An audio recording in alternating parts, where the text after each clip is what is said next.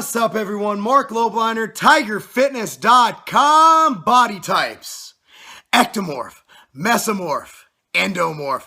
I remember when I first started in this here business, I remember that was the benchmark. You had to classify. I'm an ectomorph. I'm an endomorph. I'm an ecto-meso split. Sometimes I heard I'm an ecto-endo split, which makes no gosh darn sense to me. My opinion is pretty simple on body types. You could take them, you could shove them straight up your ass. I don't think we can all, as human beings, be standardized into 3 body type groups. I think everybody has their own unique body type, and the key to being successful is to identify what works and doesn't work for you. There's 2 types of people.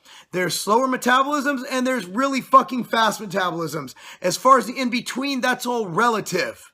If you weigh more and you have more muscle, generally speaking, you'll be able to eat more food. Sometimes there's an exception to the rule. If you're smaller and lack muscle, or you probably won't be able to eat as much, or unless you're one of those guys who's really small, has a fast metabolism, you'll be able to eat a ton of food. Like my son Thomas, he's 7, he's a friggin' furnace. He burns through everything. What I'm saying is that I don't like generalizing segments of the population into groups, into large groups.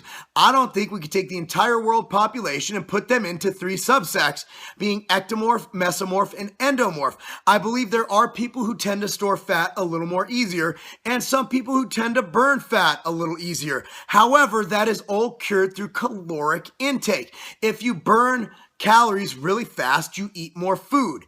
If you burn calories really slow, you eat less food. Do you understand what I'm getting at here? And again, if you were the good coach like myself or with somebody like Lane or whatever, at the end of the day, what will happen is that coach should be able to read and adjust it to you and you personally.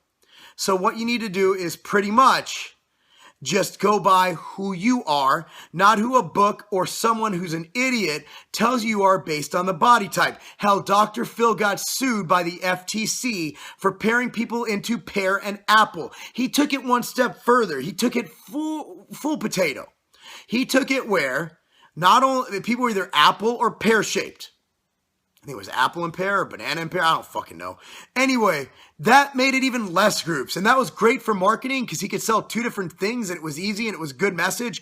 But at the end of the day, he scammed people because he's a moron and he knows nothing about diet. Great psychologist, terrible coach. So a terrible diet guy. He's fucking fat, for God's sakes. So at the end of the day, don't worry if you're a fucking ectomorph, endomorph, mesomorph, fucking penis morph, vagina morph, titty morph. I don't care. Just worry about you, focus on what works for you, and modify your program as you need. I'm Marc Lobliner, TigerFitness.com, because stereotyping yourself into a group doesn't even exist. It's not a game.